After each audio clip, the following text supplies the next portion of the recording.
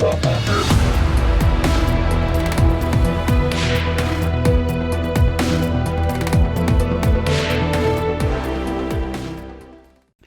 entretiens des patriotes, bonjour à tous. Thierry Breton, Scholz, Ursula. L'Europe, c'est la paix ou la Troisième Guerre mondiale? Avant de répondre à cette question et traiter de nombreux sujets d'actualité, vous connaissez la routine sur cette chaîne, je débute toujours cet entretien par remercier ceux qui m'ont permis de le faire, en me finançant à l'aide des merci rémunérateurs. Et aujourd'hui sont à l'honneur Beauprodre, Thierrya, Françoise Henel et Monique Leblanc.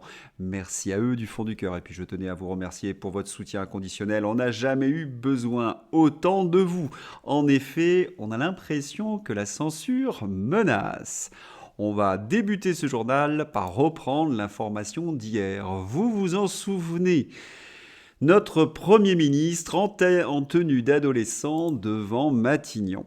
Emmanuel de Villiers, vous savez, le frère de Philippe de Villiers, le frère de Pierre de Villiers. Pierre de Villiers est l'ancien chef d'état-major des armées. Donc, Emmanuel de Villiers s'exclame « Le Premier ministre publie cette photo à l'hôtel Matignon. Comment peut-on s'habiller ainsi dans de telles fonctions ?» Si vous voulez avoir une analyse de cette photographie, n'hésitez pas à regarder mon entretien d'hier. Je donne quelques réponses. Même en privé vis-à-vis de son entourage. L'indignation d'Emmanuel de Villiers, comment dirais-je, est raisonnée. Et pourtant, Jean-Michel Afati, son surnom c'est l'aplati, l'alimande, se permet cette phrase « Ah, le vieux bouc, pas celui de la photo 1 ». Le vieux bouc, bon, quand on regarde Jean-Michel aplati, il me semble qu'il y a inversion accusatoire. Mais il n'y a pas quelque chose qui vous gêne. Jean-Michel aplati est un journaliste. Il vole au secours du Premier ministre et il se permet quel type de raisonnement? Eh bien aucun, ce n'est qu'une insulte. Mais on n'est pas au bout de nos surprises. Renaud Pilat, vous savez, le chroniqueur de LCU, est aussi de la partie. Apathy LCI, Renaud Pilat LCI, ce sont donc tous des journalistes aux ordres de l'Élysée. Vous le souhaitez en Treillis Rangers, donc, affirme Renaud Pilat. Treillis Rangers. Ah, ça, c'est très fin, puisque Pierre de Villiers était chef d'état-major des armées. Il faut savoir que Renaud Pilat a effacé ce tweet tellement qu'il était stupide. Mais la palme d'or reviendra à Françoise Desgois. Franchement, faut pas délirer, hein. En quoi ce look est-il choquant? Ce qui me choquerait, ce serait un général en week-end en uniforme avec breloques dans son jardin. Les décorations des militaires que vous qualifiez de breloques sont obtenues jusqu'au péril de la vie. Tous les morts pour la France. Vous devriez vous excuser, madame. En même temps, c'est digne d'une socialiste. Et quand je dis digne d'une socialiste, je ne me trompe pas de beaucoup. Après avoir été 10 ans journaliste politique à France Inter, en tant que numéro 2 du service politique, elle devient à partir du 16 novembre 2009 conseillère spéciale auprès de Ségolène Royal. Cette fonction de conseillère soulève des critiques dans la presse, pointant du doigt la proximité de la journaliste avec certains politiques. Sa carrière à France Inter lui avait permis en effet de suivre la campagne de Ségolène Royal lors de l'élection présidentielle de 2007. Et d'écrire par la suite un livre d'entretien panégyrique, il faut bien le reconnaître, avec cette dernière, donc Ségolène Royal. Au début du quinquennat de François Hollande, elle a été la conseillère politique de Guillaume Garot, ministre délégué à l'agroalimentaire, lui-même proche de Ségolène Royal. Bon, vous avez compris, vous critiquez de manière raisonnée le Premier ministre, vous avez une meute de chiens de garde qui vous rentrent dans l'art. Et tous ont été bien évidemment dans le premier cercle socialiste.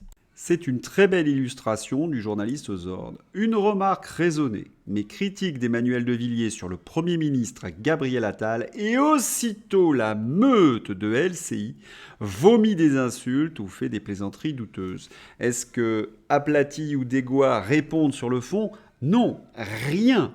Et ils défendent donc jusqu'au ridicule les narratifs les plus douteux, comme cette photographie que j'ai expliquée hier. Normalement, c'est le rôle de l'attaché de presse, pas du journaliste. Nous sommes dans une confusion perpétuelle. Et lorsqu'on parle de narratifs douteux, il y a également les narratifs, dangereux. Le meilleur d'entre nous, on ne te lâchera pas, Amin Oumlin. Oui, nous demandons sa réintégration. Mais pourquoi a-t-il suspendu? Parce qu'il a témoigné devant la commission sur les effets secondaires, commission qui était présidée par Villeni, une commission sénatoriale. Il avait montré les irrégularités du gouvernement. La révocation de Amin Oumlin démontre la corruption de notre système. Cet homme aurait dû recevoir les plus grands honneurs de la République pour son travail irréprochable. Bien évidemment, quand un narratif se met en place, ne comptez pas sur les journalistes pour le dénoncer. Hier, vous avez été nombreux à me reprocher d'avoir présenté des sondages, comment dirais-je, qui n'étaient pas très flatteurs pour notre combat pour le Frexit. Et pourtant, certains sondages sont très flatteurs. Nous avons gagné les cœurs et les opinions. 80% des Français ne veulent pas de renforcement des pouvoirs de décision de l'Union européenne. 58% des Français veulent réduire les pouvoirs de l'Union européenne. C'est vrai, c'est clair et c'est net. Sondage Ipsos. Vous avez un autre sondage, cette fois-ci c'est Elab. Appartenance à l'Union européenne. Près d'un Français sur deux y voit autant d'avantages que d'inconvénients et 36% plus d'inconvénients, une proportion en hausse, plus 6 en un mois. Mais alors, pourquoi le vote pour le Frexit ne progresse pas? Je vous ai donné une raison, nous sommes trop divisés, nous passons trop de temps à nous disputer. Et puis, vous avez constaté que les médias, comment dirais-je, ne nous sont pas très favorables. Mais prenons un cas d'école, revenons sur l'article 4. Florian Philippot, attention, demain 13 février arrive en plénière à l'Assemblée nationale le débat puis le vote sur l'article 4 de la honte, l'article 4 de la loi sur les dérives sectaires, l'amendement Pfizer qui interdira de critiquer un traitement ou un vaccin recommandé par le gouvernement et Big Pharma. Sinon, 1 an de prison et 15 000 € d'amende. Un niveau de dictature invraisemblable et jamais vu dans notre histoire, comme le dit le professeur Raoult. Ne lâchons rien, faisons une pression maximale dans les heures qui viennent pour que cet article 4 de la honte soit rejeté définitivement. Pétition nationale à signer et à relayer, s'il vous plaît. Vous allez me dire, mais il est très bien ce tweet, et vous avez tout à fait raison. Non, ce n'est pas tout à fait de cela dont il s'agit. Regardons ce qui m'a particulièrement agacé. C'était sous le tweet de Florian Philippot, un troll macroniste. Philippot ment, il le sait, mais il connaît bien son public, quelques milliers de moutons qui croient à ses délires et font vivre son parti. Remarquez le terme mouton. Nous critiquons ceux qui suivent la politique de Big Pharma de moutons. Inversion accusatoire, qui croit à ses délires et font vivre son parti. Donc il ment toujours et encore. Celui qui a rédigé ce tweet s'appelle Manu Premier, vous avez compris, c'est un tweet macroniste. Et nous ne répondons pas suffisamment à ces tweets macronistes. Quel est l'argument d'autorité qu'il utilise? C'est un article de LCU, c'est-à-dire l'officine qui monte au créneau lorsque Gabriel Attal est attaqué. Et oui, les journalistes sont aux ordres, les trolls sont aux ordres. Et pourtant, dans l'article de LCU, c'était un peu plus, comment dirais-je, nuancé que le troll pouvait le penser. Une jurisprudence des sages de 2020. Pour Jean-Paul Marcus, professeur de droit public et membre du collectif des surligneurs, cette disposition, l'article 4, risque toutefois d'être déclarée inconstitutionnelle. Si j'en crois le Conseil constitutionnel sur ce sujet, c'est une atteinte à la liberté d'expression protégée par l'article 11 de la Déclaration des droits de l'homme et du citoyen. Vous avez le droit de critiquer les vaccins, sauf quand vous êtes médecin et qu'ils ont été prouvés comme efficaces. Il faut d'abord que ça soit un vaccin et il faut avoir la preuve de son efficacité. Le spécialiste du droit de la santé évoque ainsi la jurisprudence. En 2020, les sages ont déjà censuré des dispositions de la loi contre les contenus haineux sur Internet sur ces mêmes motifs. Manifestement, Manu Premier n'a même pas lu l'article qu'il cite. Si vous voulez avoir davantage de nuances, je vous renvoie à ma vidéo d'hier sur l'article 4 des dérives sectaires. Certains d'entre vous ont essayé d'entrer en dialogue avec ce Manu Premier. Et là, les réponses qui étaient données n'étaient pas des réponses écrites par un homme, mais par l'intelligence artificielle. Et là, vous devez bien comprendre que lorsque vous avez fait affaire à un troll de ce type, n'entrez jamais en discussion. Vous devez ni plus ni moins l'effacer. Parce que son but, c'est évidemment d'inoculer le virus du doute, c'est de salir nos leaders. Pourquoi les Français se détournent-ils de nos leaders patriotes? Parce qu'ils sont victimes de ce genre de narratif. Nous ne sommes pas suffisamment sérieux, nous sommes des oiseaux, nous sommes des complotistes. Pourtant, toutes les théories du complot que nous avons développées pendant 2 ans se sont révélées vraies. C'est tout le paradoxe. Si nous voulons être efficaces, il va falloir être, comment dirais-je, plus réactif. Pour revenir sur l'article 4, la députée macroniste Brigitte Lizaud, vous savez, la visiteuse médicale pour la firme pharmaceutique GSK, c'est elle qui est à l'origine du retour de l'article 4 de la loi sur les dérives sectaires. J'en avais parlé hier. Et oui, il y a quand même une question qui se pose lorsqu'on s'appelle Brigitte Lizaud et qu'on a été visiteuse médicale. Qu'est-ce que c'est qu'une visiteuse médicale? Eh bien, un visiteur médical ou une visiteuse médicale est un représentant de l'industrie pharmaceutique. Le visiteur médical fait le lien avec les professionnels de santé amenés à prescrire des médicaments. Sa mission, informer ces derniers sur les produits dont il assure la promotion. Brigitte Lizaud était visiteuse médicale pour GSK. Or, il se trouve que GSK avait un antidépresseur très dangereux. Le juge d'instruction du tribunal de Vienne-Isère enquête sur un éventuel lien entre la prise du médicament et le passage à l'acte du jeune homme. Vous imaginez de quelle tragédie il s'agit? Car le comportement de l'adolescent a radicalement changé après qu'un psychiatre lyonnais lui a prescrit un antidépresseur. Son anxiété a empiré, des idées noires l'ont envahi, il n'avait plus aucune limite, ça a été l'enfer, se souvient son père. Vincent Schmitt, il s'est mis à jouer à des jeux d'argent. Tout est parti dans les jeux de foot. Il arrivait à nous faire peur, il se fâchait contre nous. Tout d'un coup, il faisait une crise, déchirait un poster, cassait des trucs dans la maison. Son téléphone, par exemple. Et on a appris par la suite, donc les parents de Romain et Florian ont ensuite découvert que le fabricant du médicament en cause, GSK, avait caché des données sur les dangers de son antidépresseur. Et comment ont-ils fait? Eh bien, ils ont truqué ni plus ni moins les essais. Ils ont écarté de leurs essais tous ceux qui présentaient des risques. Bilan de cet antidépresseur, des milliers de morts. Et vous avez donc la députée macroniste qui a remis l'article 4 sur les dérives sectaires, qui a travaillé pour GSK. Est-ce qu'elle pourrait nous parler de cet antidépresseur? Est-ce qu'elle en a vendu? Vous comprenez pourquoi les choses vont mal en France avec ces problèmes, comment dirais-je, de lobbying? Allez, on va changer de sujet. Vous êtes nombreux à m'avoir posé des questions sur le Rafale. Avion de combat, le groupe Safran transfère 100% de sa technologie à l'Inde. Lors de son déplacement au pays des Maharajas, Macron a accepté que Safran transfère 100% de sa technologie au groupe indien aéronautique pour concevoir un moteur d'avion de chasse. Un concurrent du Rafale?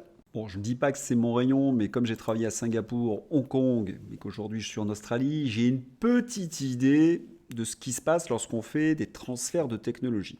Il faut savoir que de très nombreuses entreprises françaises ont délocalisé en Chine et ont fait dans une certaine mesure du transfert de technologie. Alors, du transfert de technologie voulu ou, comment dirais-je, non voulu. Deux exemples. Le premier exemple, c'est Airbus. En effet, la Chine, désormais, fabrique des avions. La Chine a investi massivement dans la production de l'avion de ligne C919. C919, c'est du transfert de technologie Airbus et il y a déjà 1200 commandes. Alors, les avions chinois ne sont pas encore au standard européen, mais dans 5-6 ans, ça sera le cas. Ça sera un concurrent d'Airbus. Nous leur avons vendu notre technologie. C'était signé par nos chefs d'État. Et vous avez de la technologie non voulue. Vous reconnaissez? Non, ce n'est pas la DS que nous avons vendue, c'est le groupe Majorette. Et oui, c'est une petite Majorette. Donc c'est pas la CX qui a été copiée, ce sont les petites voitures. C'est un cas d'école qui est souvent expliqué d'ailleurs dans les manuels d'économie. Majorette avait un avantage technologique, c'était le roulement de ces petites voitures. Ils ont délocalisé leur production en Thaïlande. Qu'est-ce qui s'est passé? Eh bien, les petites voitures ont été copiées parce que c'est pas très compliqué. Si vous avez l'astuce, après, vous pouvez refabriquer. Majorette s'est vu concurrencée par des entreprises qui parfois fabriquaient en Thaïlande, non loin de l'usine Majorette en Thaïlande.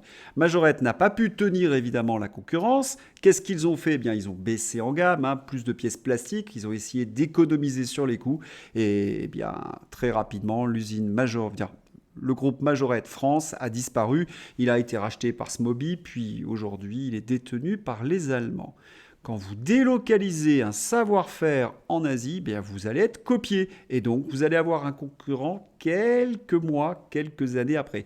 Pour de la technologie un peu plus complexe, comme des moteurs d'avion, il faut attendre 15-20 ans. Le cas d'Airbus. Donc à chaque fois qu'on transfère de la technologie ou des savoir-faire, ça se retourne contre nous.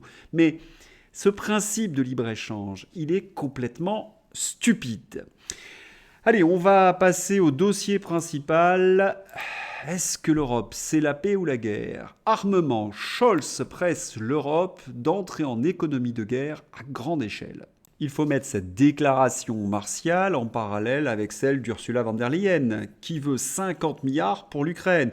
Emmanuel Macron parle même d'un emprunt de 100 milliards. Il y a de drôles de bruits de bottes en Europe. Pourtant, le président russe ne cesse de répéter, la Russie n'a aucune raison, aucun intérêt, ni intérêt géopolitique, ni économique, ni politique, ni militaire, à se battre avec les pays de l'OTAN. Ceux qui disent le contraire ne comprennent absolument rien à la Russie. Et pourtant, il n'y a pas une heure, il n'y a pas une journée sans que nous ayons ce type de déclaration. L'Europe a besoin de sa propre armée, selon des responsables tchèques. Et le commissaire européen à la censure, Thierry Breton, y va de son refrain. Nous sommes dans une guerre des industries de défense. Nos industries produisent beaucoup plus que la Russie, assure Thierry Breton, commissaire européen de la censure, en charge du marché intérieur, invité de François Langlais. C'est bien évidemment un énorme bobard. La Russie produit plus que les États-Unis et l'Europe combinée 500 chars par an, 2 millions d'obus d'artillerie, sans parler des avions, des sous-marins, des missiles et des armes nucléaires. Mais qu'est-ce qui leur arrive? Eh bien, ils sont face à la défaite de l'Ukraine.